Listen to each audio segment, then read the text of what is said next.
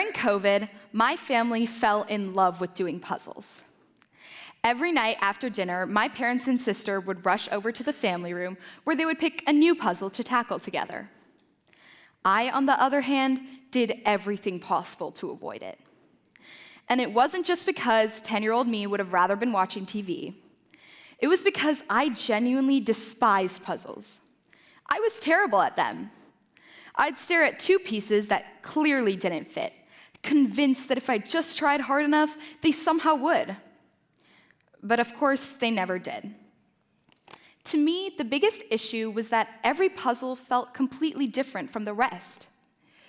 New logic, new way of thinking. I couldn't see any pattern to them. So eventually, I gave up. And honestly, I was relieved. I thought I was done with puzzles for good. But I was wrong. A few years later, as I became more serious about my vocal musical training, I found myself facing that same frustration again. Only this time, it wasn't because of pieces in a cardboard box, but rather when I was learning both Carnatic and Western music at the same time. Carnatic music is a classical vocal tradition originating in South India, and it is very different from Western music. At first, they felt like two completely different puzzles. Different structures, different systems, different terminology. Because I started Western vocal much later than Carnatic, I thought that I would have to relearn music all over again. But then I realized something important. The problem wasn't the puzzles, or in this case, the music. It was the way I was looking at it. Just like puzzles, Carnatic and Western music come in different boxes. They look different. They're built differently. But when you take a step back, the patterns are there. You just have to know how to spot them. Even though Carnatic and Western music were shaped on opposite sides of the world, they are driven by the same purpose: to communicate emotion and to move the listener. The first time I attended a Carnatic music concert, I was blown away. I don't remember the performer or the song titles, but I do remember the feelings I felt. As the music swept over me, I was pulled in, even without fully understanding the technical details. As a kid, my family would go to the Stern Grove Festival every year, where we'd sit on picnic blankets and listen as singers and orchestras filled the park with sound. That's when Western music truly came alive to me. To understand why they felt so different, I dove deeper into how each tradition was built. For centuries, Carnatic music wasn't written down the way Western music was. It was passed directly from teacher to student. Western music, on the other hand, evolved through written musical notation, resulting in the ability to teach the music to large numbers of people.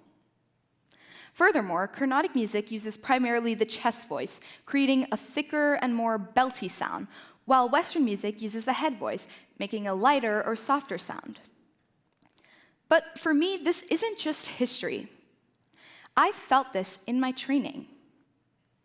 My first real taste of the difference between Carnatic and Western music came when I was 11 years old, auditioning for a Western girls' choir. I'd studied Carnatic music for around 6 years, and my teacher suggested that I start Western music through choir. But most of the girls had been training since they were 5, and here I was, walking in at 11, trying to catch up on years of experience. And there was one small problem. I had almost no formal Western training. I'd taken a few lessons from a teacher, and I loved belting Adele on karaoke, but that was about it. So I walked into the audition, sang a couple of songs. I thought everything was going pretty well. And then my auditioner asked me to sight sing. Now, any singers or instrumentalists in the crowd? Yes? Well, I'm sure you know the delight of being put on the spot to sight sing. One of the best moments of your life, I'm guessing? Well, imagine how great it was for me, an 11-year-old girl whose best grasp of the Western music scale came from Sound of Music's Do, Re, Mi. Because in Carnatic music, we don't really sight sing. I learned songs by listening to my gurus and recordings, absorbing sound with my ears, not my eyes. Western music was asking me to decode symbols on a paper, while I'd been trained to recognize pitch and pattern by ear. But just like the puzzles, the methods were different, but the goal was the same: learning how the pieces fit together. Unfortunately, I didn't understand that yet. So while I got high marks for my musicality, there was some concern over my sight singing ability. I was sent home with a stack of papers, instructed to practice sight singing over the summer if I wanted to be accepted into the choir. After months of diligent practice, I sent my recordings in.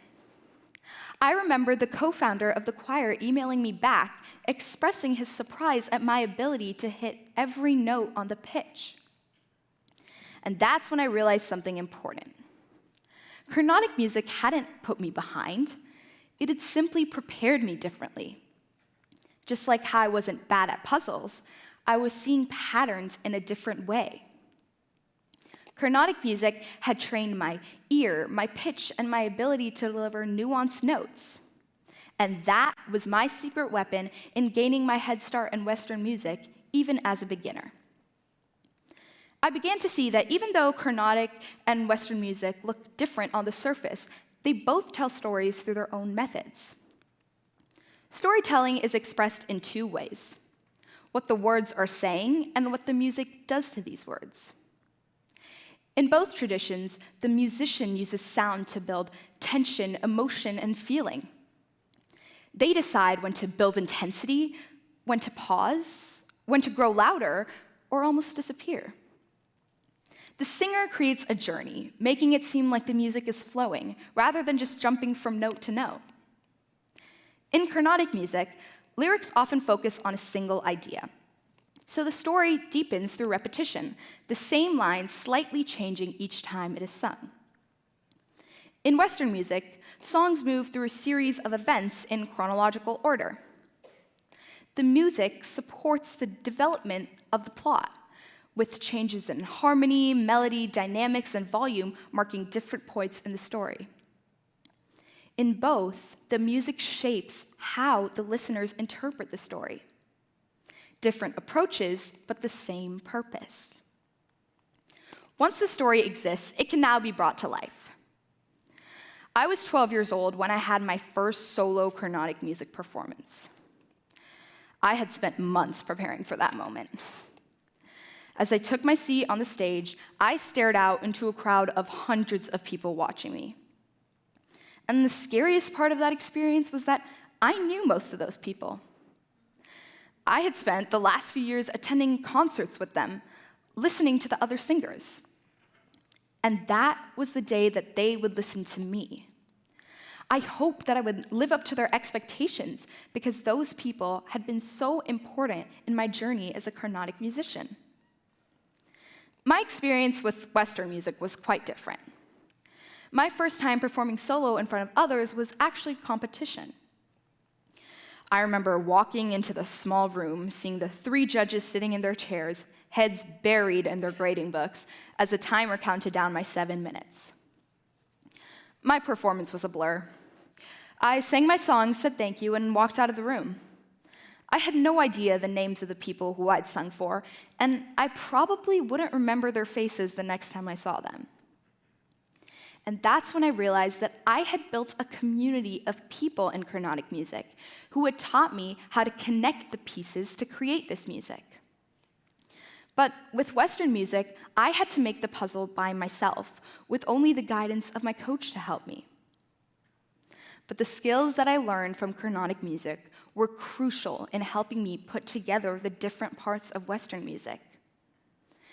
Between the two genres, some pieces overlapped, others were similar to each other, and many were very different. And that's when I realized that I had seen this before. Those pesky COVID puzzle nights. The ones I'd spent avoiding, convinced that I didn't belong there. What's funny is that nothing about the puzzles themselves ever changed. Only the pictures on the cardboard pieces did. For the longest time, I thought that when I began a new puzzle, I had to start from scratch. But learning Carnatic and Western music at the same time taught me something different. Frustration isn't failure. It's information. It's simply a sign that there's a pattern out there you just haven't seen yet. Carnatic and Western music don't cancel each other out. They don't compete. They simply create beauty in different ways. And together, they help me find my own voice. So the next time you're faced with something that feels impossible, whether it's a puzzle, a subject at school, or a new way of thinking, don't walk away yet. Stay at the table a little longer, because the pieces might fit together better than you think. Thank you.